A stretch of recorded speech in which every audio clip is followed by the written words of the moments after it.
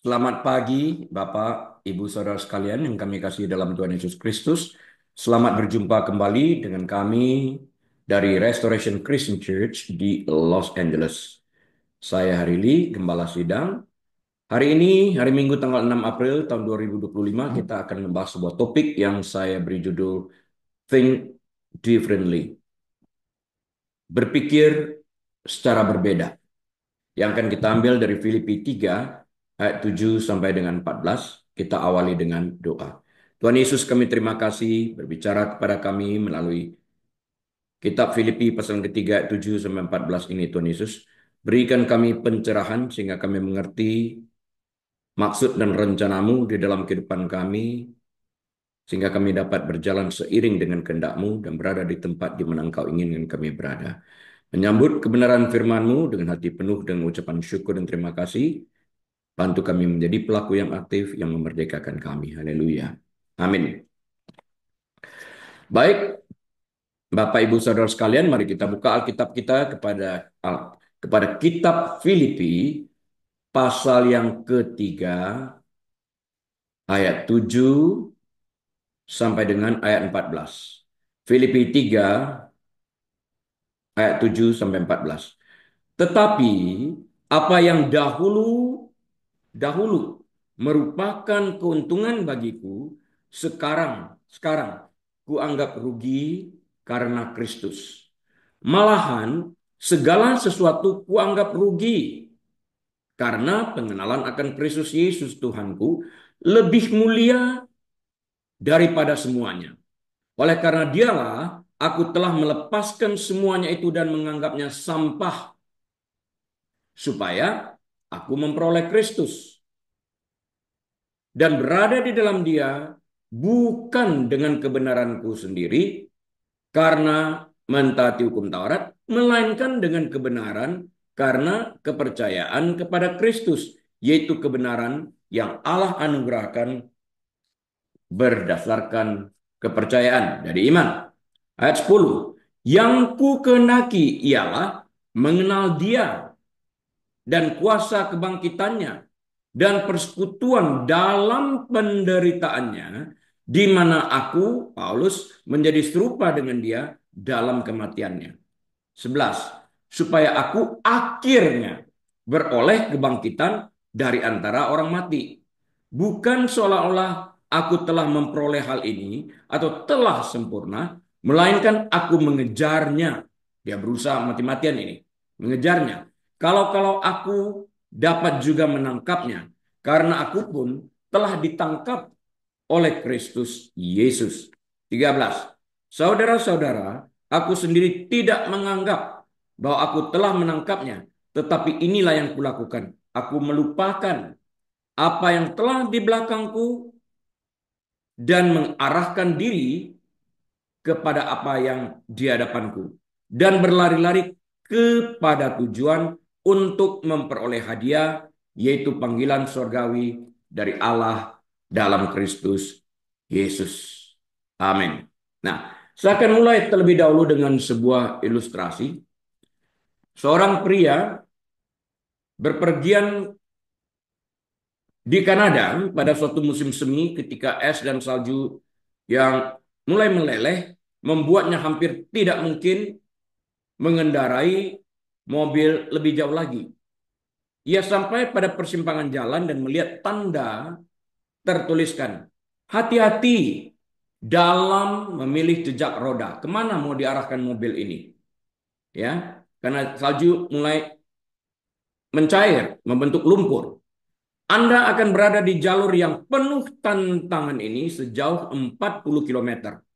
Itu adalah sebuah peringatan yang sangat bijak untuk kita semua dan tidak hanya berlaku saat kita mengemudi di jalan yang sulit. Perjalanan hidup kita ini penuh dengan tantangan. Kita harus tahu di mana kita melangkah agar kita dapat melangkah sesuai dengan langkah kaki Tuhan sehingga kita tidak terpeleset. Setiap kita sampai di persimpangan jalan kehidupan. Nah, pilihan apa yang kita buat? Dengan kata lain, arah mana yang akan dituju dan kebiasaan apa serta jejak kebiasaan mana yang akan kita ikuti, atau pola pikiran seperti apa yang akan kita ambil. Jangan sampai kita melakukan kebiasaan lama, sedangkan kebiasaan lama tidak dapat dipakai lagi di tempat yang baru. Mau bagaimana lagi? Bukan mau bagaimana lagi. Merenung kepada apa yang ingin kita lakukan berdasarkan petunjuk daripada Tuhan ini. Berpikirlah dengan tenang sebelum mengambil keputusan, dan jangan mengikuti emosi perasaanmu yang sesaat, karena penyesalan akan datang di kemudian hari. Pemikiran sesaat itu adalah pemikiran yang berdasarkan emosi, pikiran.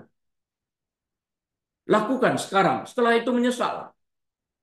Ya, hening sebentar, kumpulkan informasi, lihat dari sudut pandang yang berbeda, perspektif yang berbeda, sebelum melangkah membuat sebuah keputusan yang sangat berarti di dalam kehidupan ini. Jangan sampai terjebak oleh perasaan sesaat.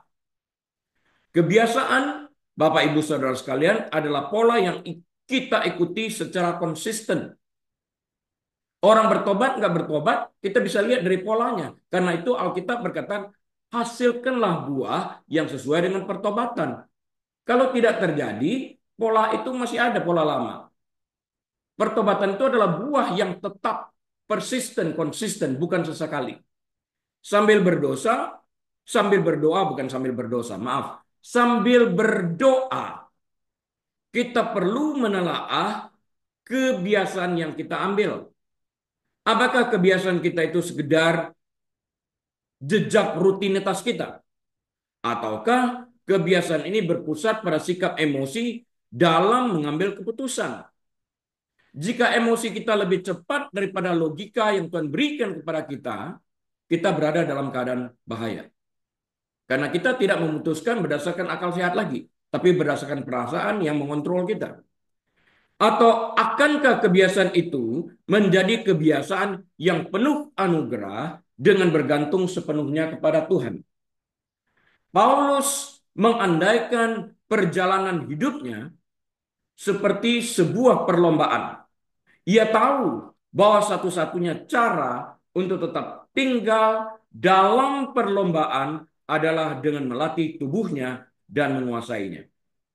Melatih alam pikiran ini. Itu tertulis dalam 1 Korintus 9 ayat yang ke-27. Itu berarti membentuk suatu pola kebiasaan rohani yang konsisten dan persisten, bukan sesekali. Dengan perkataan lain, kebiasaan baru yang kita adopsi harus membudaya, harus menetap dalam kehidupan kita, dan untuk ini diperlukan komitmen. Nah, kebiasaan untuk menjaga tubuh tetap sehat itu penting. Tetapi disiplin rohani jauh lebih penting. Kenapa? Karena kehidupan dalam kekekalan di surga atau di neraka itu nggak ada batasnya. Hidup di dunia ini ada batasnya, ada angkanya, ada nominalnya. Tuhan panggil, selesai. Nah, kekekalan itu yang harus kita tentukan di surga atau di neraka. Saat kita masih hidup dalam alam pikiran yang sehat yang dapat membuat keputusan. Kalau sudah koma atau gila, nggak bisa lagi. Apakah kita memilih untuk mengembangkan kebiasaan kita berdoa, kebiasaan membaca Alkitab, kebiasaan memuji Tuhan, dan kebiasaan melakukan perbuatan baik terlepas daripada apa orang lain lakukan kepada kita? Dan itu kita lakukan secara konsisten dan persisten. Apakah hal-hal ini sudah membudaya dalam kehidupan kita sebagai seorang Kristen? Sudah menetap belum? Nah, kebiasaan itu adalah jejak roda yang rutin. Dalam cerita tadi, perhatikan jejak roda kita. Yang mana kita ambil? Itu kebiasaan rutin kita.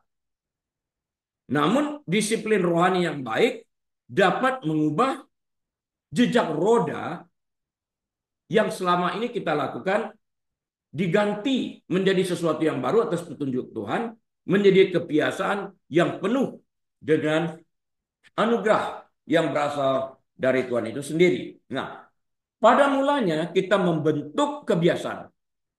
Kita lakukan itu dengan perjuangan yang keras, dengan usaha yang keras, dengan niat yang tinggi. Ada motivasi internal.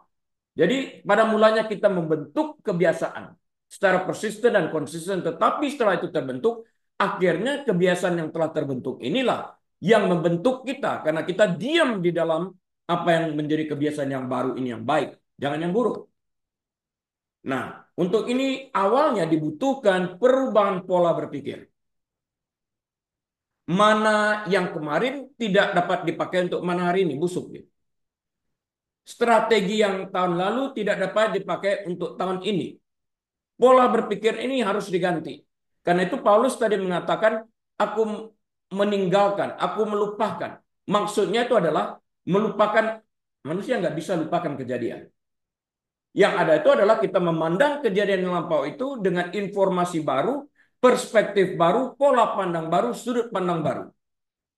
Sehingga di dalam mengampuni sekalipun dikatakan, bukan hanya dalam Alkitab, tapi dalam ilmu psikologi, mengampuni apa yang tidak dapat dilupakan itu menciptakan pola berpikir yang baru, cara mengingat yang baru. Nah, karena itu dikatakan tadi pada mulanya kita membentuk kebiasaan, tetapi akhirnya kebiasaanlah yang membentuk kita. Jadi kita perlu membuat perubahan pada pola berpikir kita. Buah pertobatan diawali oleh perubahan pola pikir di bawah pimpinan Roh Kudus. Titik. Nah, pola pikir kita berubah seturut berubahnya nilai kehidupan yang kita anut. Filipi 4 ayat 8 sudah sering kita bahas. Dengan sendirinya, Bapak Ibu Saudara sekalian, setiap keputusan yang kita ambil mulai saat ini, kita sesuaikan dengan nilai kehidupan baru yang mulai kita anut sejak saat ini. Jadi nilai kehidupan kita mempengaruhi pola pikir, dan pola pikir kita menentukan keputusan yang akan kita ambil yang sesuai dengan kehidupan, nilai-nilai kehidupan baru yang kita anut mulai saat ini. Nilai kehidupan yang baru, ya. Jadi kita menganut itu, menyimpan dalam pikiran kita ini.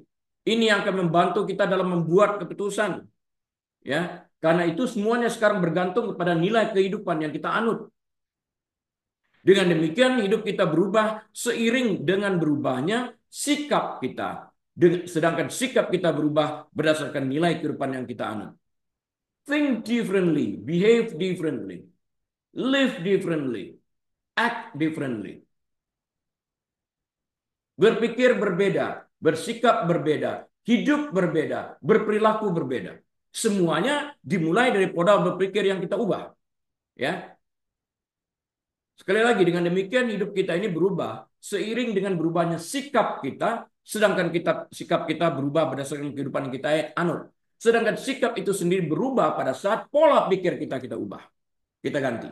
Nah, Rasul Paulus menganggap kebolehannya sebagai orang Farisi yang terdidik dalam hukum Taurat sebagai kerugian karena pengenalannya akan Kristus, sekalipun dahulu sebelum pengenalannya akan Kristus, ia anggap bahwa kebolehannya, pengetahuannya tentang hukum Taurat itu sebagai keberuntungan. Tapi pada waktu dia mengenal Kristus, oh ternyata tidak, karena hukum Taurat itu tidak dapat menyelamatkan dia. Yang dapat menyelamatkan itu adalah kasih karunia, anugerah.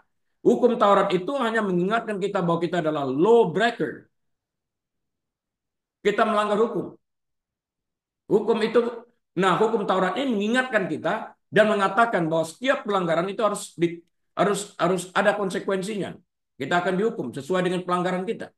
Nah, Kristus menanggung hukuman yang harus kita terima dalam kasih karunia dan anugerahnya kepada kita, sehingga kebenarannya diperhitungkan kepada kita dan dosa kita dan kejahatan kita diperhitungkan kepadanya.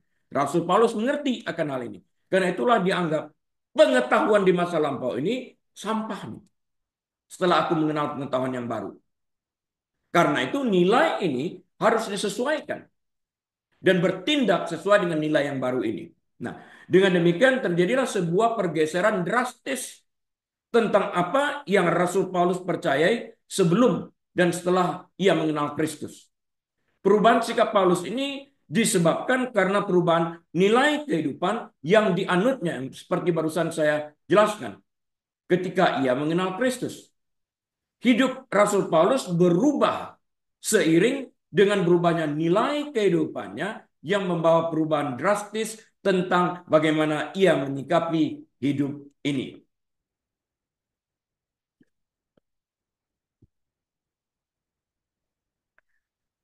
Hari ini, Bapak Ibu Saudara sekalian, kita dapat berkata, tidak peduli seperti Rasul Paulus katakan, pengetahuan di masa lampaunya, tidak peduli berapa gelar yang kita miliki atau prestasi yang telah kita raih.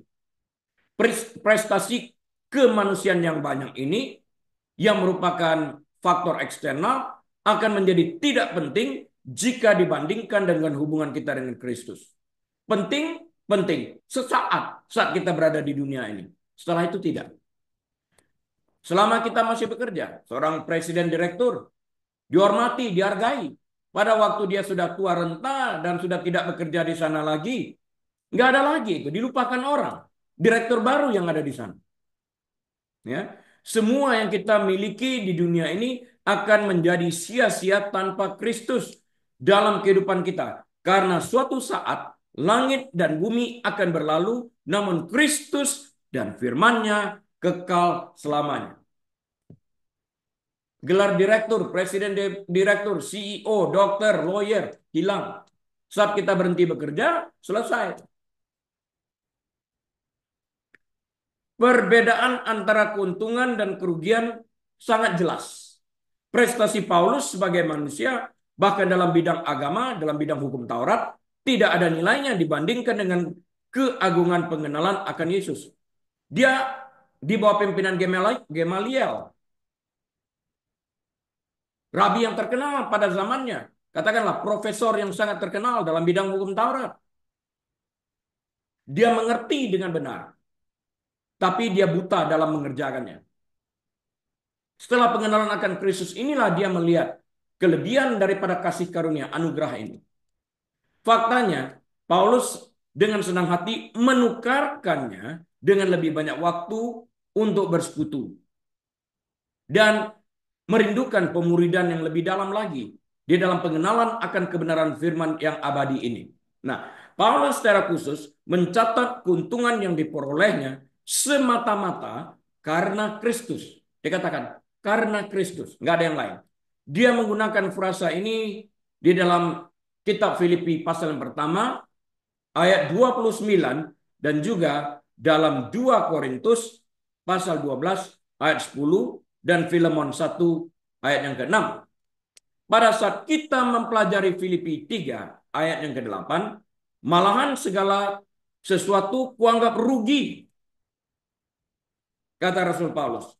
Karena apa? Karena pengenalan akan Kristus Yesus, Tuhanku, lebih mulia daripada semuanya. Oleh karena dialah aku telah melepaskan semuanya ini dan menganggapnya sampah, supaya aku memperoleh Kristus. Dia diam di dalam pemikiran karena dia melihat nilai itu. Dia berjuang. 3 tahun pertama dia berada langsung di bawah pimpinan Roh Kudus yang menggembleng dia di dalam pengetahuan tentang kasih karunia anugerah ini. Membukakan, mencelikkan matanya, mengenal tentang hukum Taurat ini. Dia tidak separuh jalan, tapi dia sungguh-sungguh melakukan. Apakah kita sungguh-sungguh dalam mengejar kebenaran firman itu? Kita harus tahu ini. Bagi Paulus, tidak ada hal yang lain yang lebih berarti dibandingkan dengan Kristus. Ini berarti mencakup agamanya, keluarganya, kariernya, dan pencapaian di masa lalu. Satu-satunya tujuan Rasul Paulus dalam hidup ini adalah Kristus. Paulus lebih melanjut menekankan fokus ini ketika dia mencatat apa yang telah dia korbankan demi Injil. Dari sudut pandang Paulus, dia telah mengorbankan semua pencapaian duniawi, sesuatu yang bersifat eksternal, yang disebut dalam ayat-ayat sebelumnya. Di bawah pimpinan langsung Profesor Gamaliel, pencapaian yang luar biasa.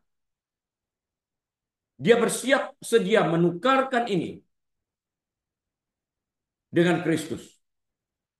Dia telah meninggalkan Yerusalem dan bait suci dengan imbalan Roma dan penjara. Dia tidak punya kebebasan untuk berpergian atau hidup sesuka hatinya.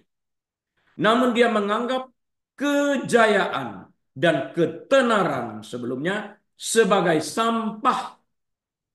Dan ia sampai pada kesimpulan bahwa kebenaran dan kepuasan sejati hanya ditemukan di dalam Kristus Yesus saja. Terjemahan bahasa Inggris menggunakan kata seperti kotoran, bahasa Indonesia, dung, D-U-N-G dalam bahasa Inggris. Atau sampah, rubbish. Seperti yang Paulus gunakan dalam frasa ini. Istilah yang Paulus tulis berasal dari kata Yunani yang lebih tajam lagi. Skubalon, yang di sini hanya digunakan dalam hal ini saja, digunakan dalam keseluruhan perjanjian baru. Perkataan sampah, rubbish, dung ini digunakan kata skubalon. Perkataan skubalon ini bukan perkataan biasa karena ini mengacu kepada kotoran, ya, kotoran manusia, kotoran binatang, skubalon. Sumber-sumber non Alkitab pada masa itu menggunakannya hampir secara eksklusif untuk merujuk pada limbah pencernaan, feces. Terminologi Paulus ini, skubalon, tidak vulgar ya, sama sekali tidak. Namun sangat kuat karena ingin menunjukkan maksudnya apa. Dia harus menggunakan perkataan yang keras ini untuk memisahkan berapa pentingnya Kristus itu. Istilah bahasa Inggris seperti sampah tidak sepenuhnya menggambarkan ketajaman ungkapan ini jika ia menggunakan kata bahasa Yunani skubalon. Feces. Sebagian besar kota kuno memiliki tumpukan sampah yang besar. Dan proses pembakaran sampah ini dilakukan di luar komunitas, yaitu di tempat pembuangan sampah, di mana kotoran dan sampah dibuang. Faktanya ini adalah gambaran yang sama yang digunakan Yesus ketika menggambarkan nasib orang jahat dalam Matius 5 ayat 22, Matius 10 ayat 28. Istilah yang Yesus gunakan untuk orang-orang yang seperti ini, sampah ini, adalah Gehenna. G-E-H-E-N-N-A. Gehenna. Artinya lembah yang digunakan untuk sampah dan kotoran di luar Yerusalem. Gehenna. Neraka. Kita layak di sana. Tapi dia membersihkan kita dengan darahnya. Karena dia melihat kita yang diciptakan setara sesuai dengan gambar Allah itu sendiri. Karena kasihnya, dia rela berkorban untuk kita. Masa ya kita nggak bisa berhenti sejenak memikirkan hal itu. Sebagian besar kota kuno memiliki tempat ini, Gehenna. Kalau dalam istilah Alkitab, Gehenna ini neraka, the lake of fire. Singkatnya, Paulus menggambarkan pencapaian kemanusiaan yang besar dan patut mendapatkan penghargaan. Istilah saya tadi katakan, presiden, direktur, CEO, dokter, lawyer, apa saja, PhD. Justru oleh Paulus, pencapaiannya ini digambarkan sebagai sampah atau kotoran yang tidak berguna berbanding dengan Kristus yang dimilikinya. Jangan salah dimengerti bahwa saya mengatakan itu tidak berguna. Itu berguna bagi kita untuk bekerja. Tapi jangan sampai itu kita sembah karena hal-hal yang demikian tidak dapat menyelamatkan kita. Kita perlu menyenang titel tersebut untuk dapat menghasilkan uang untuk bekerja. Tapi titel tersebut tidak pernah dapat menyelamatkan kita. Jadi tempatnya masih di bawah daripada Kristus. Karena Kristuslah yang dapat menyelamatkan kita. Karena pada saat kita membuskan napas terakhir, gelar itu pun hilang. Tertulis hanya di tomb, di batu nisan itu. Selesai. Tapi itu tidak dapat menyelamatkan kita, memasukkan ke dalam surga. Hanya Kristus yang dapat. Yang penting bagi Paulus hanyalah Kristus. Segala sesuatu yang lain bukan hanya kurang berharga, tapi juga oleh Paulus dianggap sampah. Skubalon. Dan sampah adalah sesuatu yang tidak berguna, dan karena itu dibuang. Ini peristiwa aktif. Sampah secara aktif kita ambil, kita buang, masukin ke tong sampah. Tidak akan kembali lagi. Ya. Mengapa Paulus berkata segala sesuatu kuanggap rugi karena pengenalan akan Kristus Yesus dalam Filipi 3 ayat ke-8 ini? Mengapa dia berkata seperti itu? Ungkapan segala sesuatu kuanggap rugi secara harfiah diterjemahkan menjadi segala sesuatu kuanggap sebagai skubalon, sebagai kotoran, sebagai feces. Paulus mempunyai alasan yang baik untuk menggunakan bahasa yang keras dalam konteks Filipi pasal yang ketiga ini. Paulus baru saja membuat daftar beberapa hal yang mungkin dapat membuatnya percaya diri secara lahiriah. Ia adalah seorang Farisi keturunan Benyamin. Banding dengan kalian, dikatakan, aku lebih loh. Aku seorang Farisi keturunan Benyamin. Aku disunat mengikuti hukum Taurat secara benar, menaati hukum Taurat, taat kepada hukum Taurat. Tetapi katanya, apapun yang tadinya merupakan keuntungan bagiku, sekarang kuanggap rugi karena Kristus. Karena segala sesuatu ini tidak dapat menyelamatkanku. Kristus yang dapat. Dan itu di dalam surga tidak ada ketetapan waktu. Itu kekal. Dalam neraka sama juga, kekekalan. Jadi kita memilih saat kita masih hidup dalam pikiran yang waras, dalam arti kita dapat membuat keputusan. Saat koma, saat gila, nggak dapat. Karena itu putuskan sebelum itu, sebelum kita kehilangan ingatan. Dalam keadaan sadar penuh. Dan Paulus melanjutkan, malahan segala sesuatu kuanggap rugi karena pengenalan akan Kristus Yesus Tuhanku. Lebih mulia daripada semuanya. Lebih mulia daripada apa yang aku kenal dan aku kuasai di masa lampau. Oleh karena Kristus inilah, aku telah melepaskan semuanya itu dan menganggapnya sampah, skubalon, dung, supaya aku memperoleh Kristus. Lepaskan yang lama supaya tangan kita kosong, sudah lepas, kita menerima yang baru. Kita perlu mengosongkan hati kita dari segala sampah ini agar Kristus dapat bertahta. Rasul Paulus memulai Filipi pasal yang ketiga dengan mendesak para pembacanya untuk menghindari orang-orang yang mengharuskan seorang Kristen untuk menjalani sunat. Sunat dimaksudkan sebagai tanda perjanjian Abraham dengan bangsa Israel. Laki-laki Yahudi harus disunat 8 hari setelah kelahiran mereka. Kejadian 17 ayat 10 sampai 12. Imamat pasal 12 ayat 2 dan 3. Nah, persyaratan sunat dalam perjanjian lama menimbulkan perdebatan di kalangan umat Kristen pada gereja mula-mula yang berujung pada sidang Yerusalem. Kisah para Rasul 15 ayat yang ke-6. Nah, dalam konsili tersebut, konsili Yerusalem, para pemimpin gereja memutuskan bahwa bersunat tidak diperlukan untuk keselamatan di dalam Kristus. Ya, bersunat tidak penting. Yang penting adalah iman yang menyelamatkan. Allah memberkati mereka yang percaya kepada Yesus dengan Roh Kudus, terlepas dari apakah mereka disunat atau tidak. Orang percaya non-Yahudi telah dibaptis ke dalam tubuh Kristus oleh Roh. 1 Korintus 12 ayat 13 menjamin itu. Dan mereka tidak memerlukan upacara sunat secara lahiriah. Secara lahiriah tidak. Alkitab mengungkapkan sunat yang benar itu adalah sunat hati, pertobatan, bukan sunat daging, pemotongan daging. Enggak. Dalam konteks ini, Paulus menganggap segala sesuatu sebagai sampah atau kotoran. Enggak guna itu sunat katanya. Sampah semuanya pikiran seperti itu. Yang berguna itu adalah iman di dalam Kristus yang memperhitungkan kebenarannya kepada kita dan kejahatan kita diperhitungkan kepadanya. Trading. Itu yang berguna. Paulus melihat para Judaizer. Judaizer ini kaum Yudais ya, yang mewajibkan sunat. Mereka wajibkan sebagai pemotongan daging yang memaksakan peraturan yang tidak perlu terhadap orang Kristen non-Yahudi. Filipi 3 ayat yang ketiga.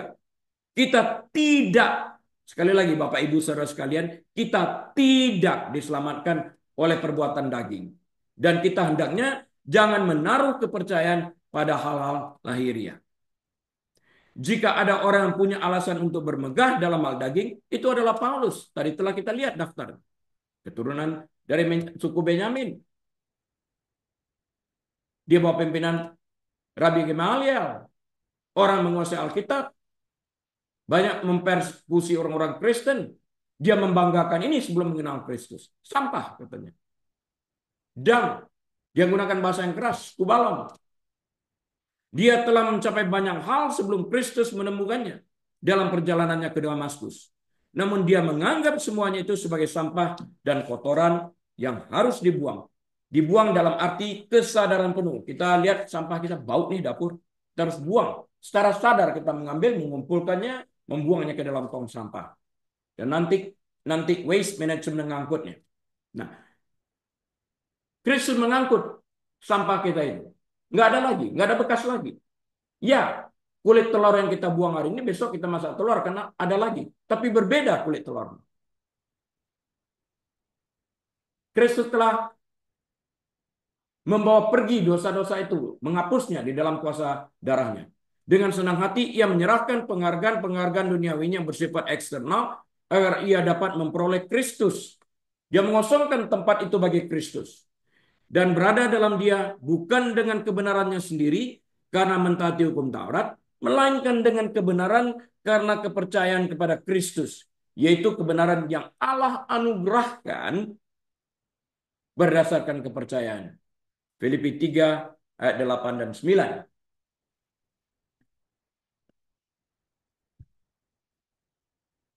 Paulus adalah seorang pemimpin agama, seorang pemimpin yang baik dalam hal ini. Namun hal itu tidak menyelamatkannya. Hanya kebenaran Kristus yang dapat menyelamatkan seseorang.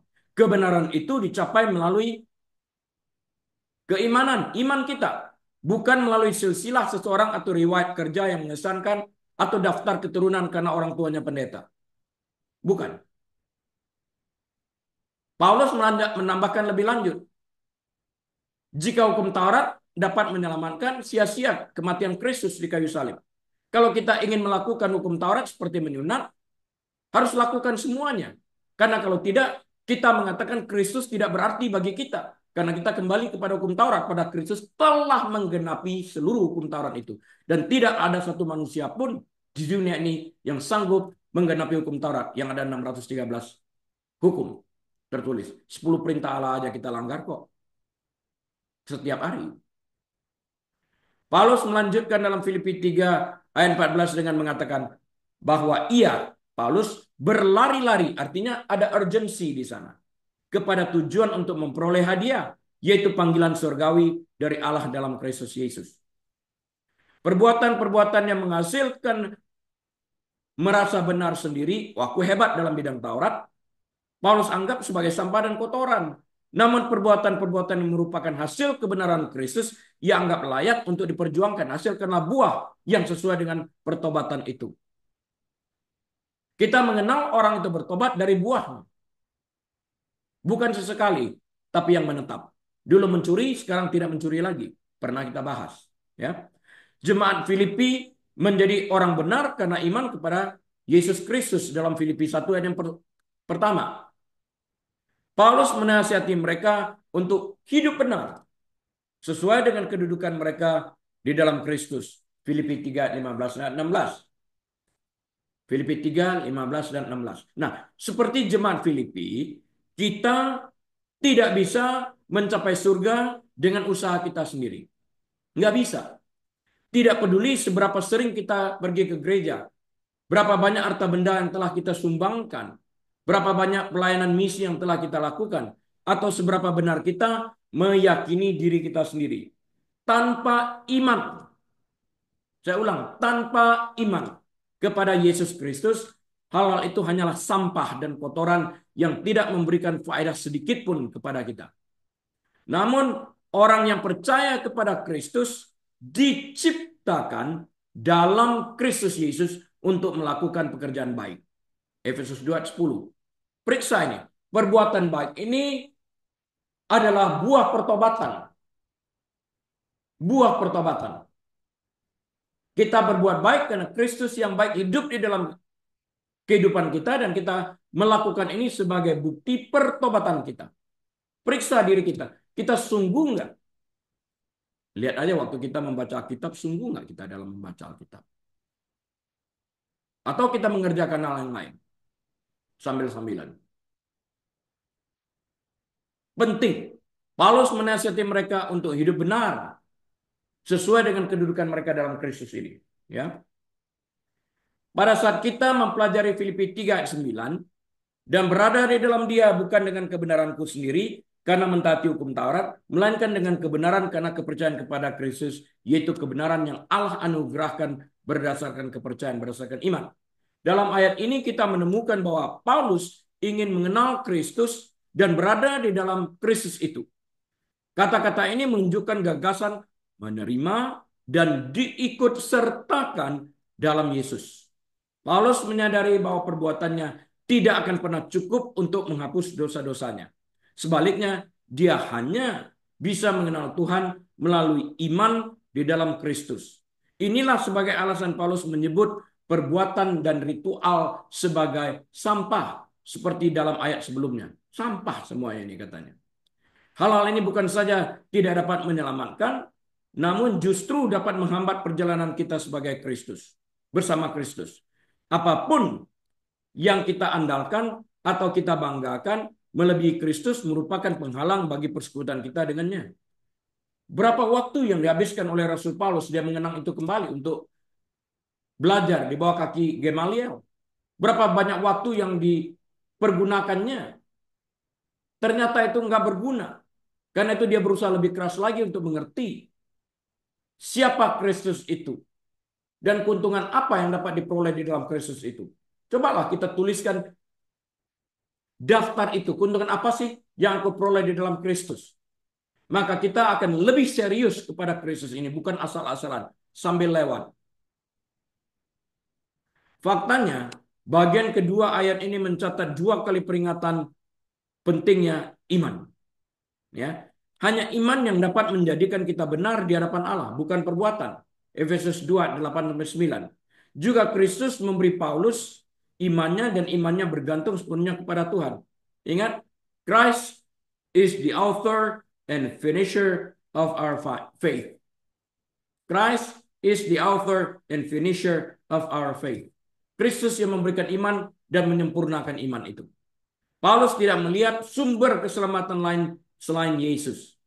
Pandangannya mencerminkan pandangan para rasul yang lain-lain. Yang menyatakan dalam kitab Kisah Para Rasul pasal 4 ayat 12 bahwa nama Yesus adalah satu-satunya, bukan salah satu ya. Nama Yesus adalah satu-satunya cara seseorang dapat diselamatkan. Gak ada yang lain. Yesus sendiri mengajarkan bahwa Yesuslah jalan, kebenaran, dan hidup. Dan tidak seorang pun dapat datang kepada Bapa tanpa melalui Yesus. Pada saat kita mempelajari Filipi 3 ayat 10, kita menemukan isi hati Paulus di mana ia berkata, yang ku kehendaki ialah mengenal dia dan kuasa kebangkitannya dan persekutuan dalam penderitaannya, di mana aku menjadi serupa dengan dia dalam kematiannya. Mengenal dia, to know him. To know di sana artinya berintimasi, menjadi dekat bersatu dengan Kristus itu. Sehingga melakukan apa yang Kristus lakukan itu. Berpikir seperti Kristus berpikir. Apa kuasa kebangkitan ini? Seperti yang tertulis dalam Filipi 3 ayat 10. Dalam Filipi 3, Paulus menasihati jemaat Filipi untuk bergembira di dalam Tuhan. Dan bukan di dalam kekuatan dan kemampuan dirinya sendiri. Filipi 3 ayat yang pertama. Paulus menggunakan dirinya sendiri sebagai ilustrasi di mana ia menjelaskan bahwa secara lahiriah banyak alasan bagi Paulus untuk bermegah. Tadi sudah kita lihat listnya. Filipi 3 ayat 4-6 dapat dipelajarin lagi. Namun ia tidak menaruh rasa percaya dirinya pada pencapaiannya sendiri. Filipi 3 ayat yang ketiga. Sebaliknya ia mengandalkan kuasa kebangkitan Yesus. Filipi 3 ayat 10. Dia menganggap segala sesuatu, yaitu kebanyakan orang anggap sebagai keuntungan, oleh Paulus justru dianggap sebagai kerugian.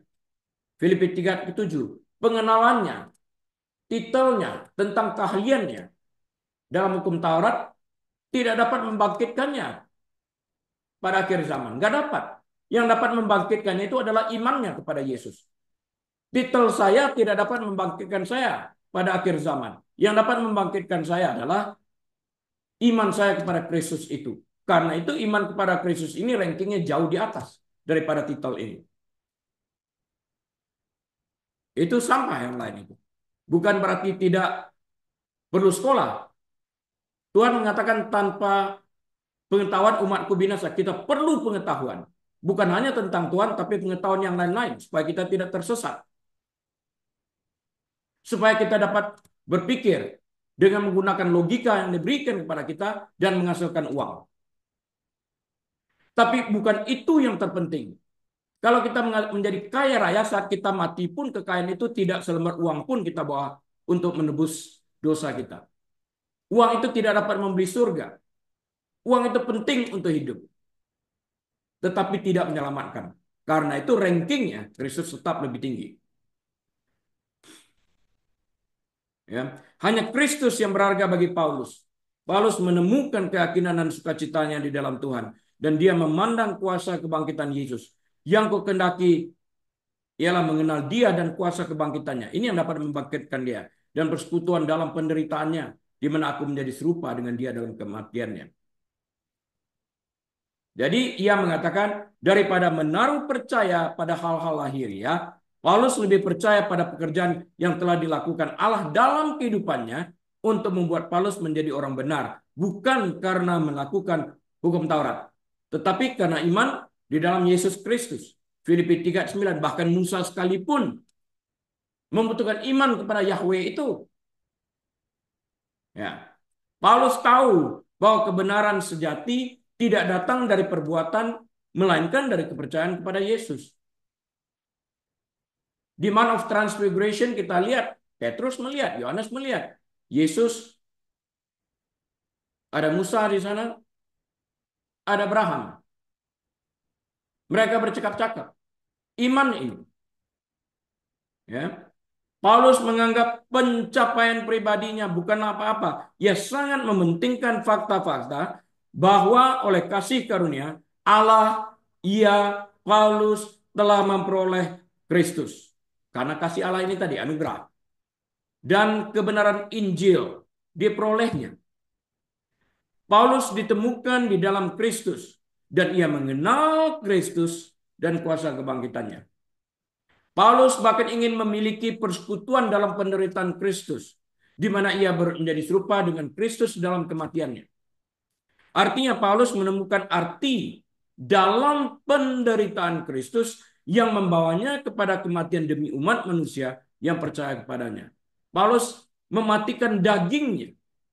Ini adalah cara lain untuk mengatakan bahwa Paulus dan semua orang percaya kepada Kristus telah dianggap mati bersama Kristus. Karena hal-hal ini, Paulus menantikan kebangkitan dari kematian. Sebagaimana Paulus katakan di tempat lain, jika kita mati bersama Kristus, kita percaya bahwa kita juga akan dibangkitkan bersama Yesus dan dimuliakan bersama Dia. Inilah kuasa kebangkitan itu. Ya. Pertanyaan lain yang harus kita ajukan adalah, apa yang dimaksud dengan persekutuan dalam penderitaannya seperti yang tertulis dalam Filipi 3:10 tadi? Ambisi tunggal Rasul Paulus dalam hidup adalah mengenal Yesus Kristus melalui pengalaman pribadi. Pengalaman pribadi. Dan bukan berdasarkan apa kata orang. Kekristenan seperti itu. Lebih dari sekedar memperoleh pengetahuan yang dangkal, Paulus ingin terhubung dengan Yesus pada tingkat relasional, to know him, berintimasi dengan dia. Yang kukendaki ialah mengenal dia, to know him, berintimasi dengan dia, dan kuasa kebangkitannya. Dan persekutuan dalam penderitaannya, di mana aku menjadi serupa dengan dia dalam kematiannya. Tidak ada hal lain dalam kehidupan yang penting bagi Paulus. Ia rela kehilangan segala harta benda dan pengejaran duniawi demi mengenal Kristus secara intim. Paulus menganggap segala sesuatu yang lain tidak berharga. Skubalon, dung, dan menyebutnya sebagai sampah atau kotoran dibandingkan dengan nilai yang tak terhingga dari mengenal Kristus Yesus Tuhan. Tujuan utamanya adalah mengenal, artinya berintimasi dengan Kristus itu, mengenal Kristus secara intim. Bagi Paulus, mengalami hubungan dengan Yesus dengan cara ini berarti ikut serta dalam penderitaannya. bahkan jika itu berarti kematian, sehingga ia dapat dibangkitkan oleh roh yang sama yang membangkitkan Kristus ini. Dalam Galatia 2 ayat 20, Paulus menegaskan kembali keinginannya untuk mengambil bagian dalam kesatuan yang dinamis dan utuh bersama dengan Yesus Kristus.